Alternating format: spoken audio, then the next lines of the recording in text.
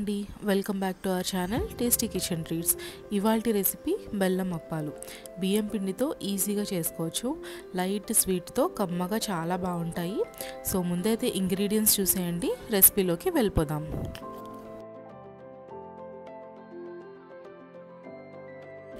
ముందుగా ఒక ఫుల్ కొబ్బరికాయని ఇలాగా చిన్న చిన్న ముక్కలుగా కట్ చేసుకొని మిక్సీలో వేసి కోరులాగా గ్రైండ్ చేసుకోవాలి.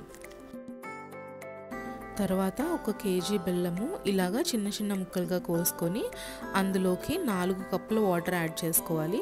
మీరు ఏ కప్పుతో లేదంటే ఏ గ్లాస్తో అయితే మీరు పిండి తీసుకుంటున్నారో అదే కప్పుతో 4 కప్పుల వాటర్ని యాడ్ చేసుకొని పొయ్యి మీద పెట్టి బెల్లాన్ని కరిగించాలి. సో మనకి బెల్లం అనేది పాకంలాగా ఫార్మ్ అవ్వాల్సిన అవసరం లేదు, జస్ట్ కరిగితే సరిపోతుంది. సో ఇలా పొయ్యి మీద పెట్టుకొని బెల్లం అంతా కూడా కరిగించుకోవాలి. వన్స్ బెల్లం అంతా కరిగిపోయిన తర్వాత కావాలంటే మీరు ఈ పాకంని ఒకసారి వడగట్టుకోండి. సో తర్వాత మనం ముందుగా గ్రైండ్ చేసి పెట్టుకున్న కొబ్బరి కోరుని ఇందులో యాడ్ చేసుకొని కలుపుకోవాలి. కొబ్బరి అంతా కూడా బాగా కలిసేలాగా ఇలా కలుపుకోవాలండి. కొంచెం సేపటికి పాకం అనేది ఇట్లా మరుగుతూ ఉంటుంది. మనం వేసిన కొబ్బరి అంతా కూడా ఈ పాకంలో బాగా బాయిల్ అవ్వాలి. సో ఒక 2 to 3 minutes ఇట్లా మంచిగా బాయిల్ చేసుకున్న తర్వాత ఇందులోకి మనం బియ్యం పిండిని కొద్ది కొద్దిగా యాడ్ చేసుకుంటూ కలుపుకుంటూ ఉండాలి. సో ఇలా వీడియోలో చూపించిన విధంగా కొంచెం కొంచెంగా యాడ్ చేసుకొని ఉండలు లేకుండా కలుపుకోవడానికి ట్రై చేయాలి. సో ఇలా కొంచెం కొంచెంగా పిండిని యాడ్ చేసుకుంటూ కలుపుకోవాలండి. సో మొత్తం 4 గ్లాసులు పిండి యాడ్ చేసిన తర్వాత ఇలా దగ్గరగా అయిపోతుంది అది. సో పిండి అంతా కూడా బాగా కలుపుకోండి. కొంచెం ఉండలున్నా పర్వాలేదు, మనం తర్వాత చేతితో ఒత్తుకొని అప్పాలు చేసుకుంటాం కాబట్టి పర్వాలేదు. సో ఇలా దగ్గర పడిన తర్వాత ఫ్లేమ్ని లోలో పెట్టేసుకొని ఒక 2 నిమిషాల పాటు మూత పెట్టి మగ్గించుకోవాలి. పిండి ఇలా మగ్గిన తర్వాత ఇప్పుడు ఇందులోకి ఒక 2 స్పూన్ల ఇలాచీ పౌడర్ అలాగే ఒక 2 స్పూన్ల నెయ్యిని కూడా యాడ్ చేసుకొని ఒకసారి ఫైనల్గా కలిపేసుకొని స్టవ్ ఆఫ్ చేసేసుకోవడమే అండి.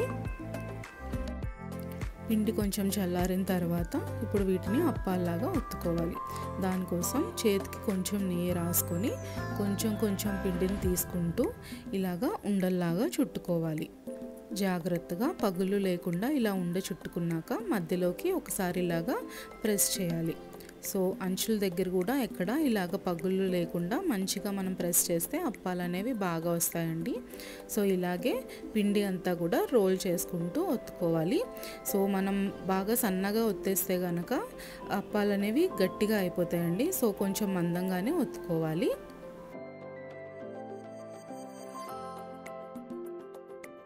సో మొత్తం పిండి అంతా కూడా ఇలా అప్పాలా ఒత్తేసుకున్న తర్వాత ఆయిల్ హీట్ చేసుకొని ఆయిల్లోని డీప్ ఫ్రై చేసుకోవాలండి. సో ఒక్కొక్కటిగా ఇట్లా జాగ్రత్తగా వేసుకుంటూ ఫ్రై చేసుకోవాలి. మనం ఆల్రెడీ పిండిని కుక్ చేసాం కాబట్టి ఇవి ఫ్రై అవ్వడానికి ఎక్కువ టైం పట్టదండి. జస్ట్ ఆ పైన లేయర్ మనకి కరెక్ట్గా కలర్ వస్తే సరిపోతుంది. అండ్ మనం ఎక్కువసేపు కుక్ చేసినా కూడా ఇవి గట్టిగా అయిపోతాయి. సో జస్ట్ పైన లేయర్ బాగా కలర్ వచ్చేంత వరకు వీటిని ఫ్రై చేసుకొని తీసేసుకోవాలి. సో చూసారు కదండి, ఇలా కొంచెం మంచి కలర్ వచ్చేంత వరకు ఫ్రై చేసుకుంటే సరిపోతుంది. సో ఇలానే అప్పాలన్నీ కూడా డీప్ ఫ్రై చేసుకొని కుక్ చేసుకోవాలి. అంతే అండి, ఎంతో టేస్టీగా ఉండే బెల్లం అప్పాలు రెడీ అయిపోయాయి. సో మీరు కూడా తప్పకుండా ఈ రెసిపీ ట్రై చేయండి. అలాగే మా వీడియో నచ్చితే లైక్ చేయండి అండ్ మా ఛానల్ని సబ్స్క్రైబ్ చేసుకోండి. Thanks for watching.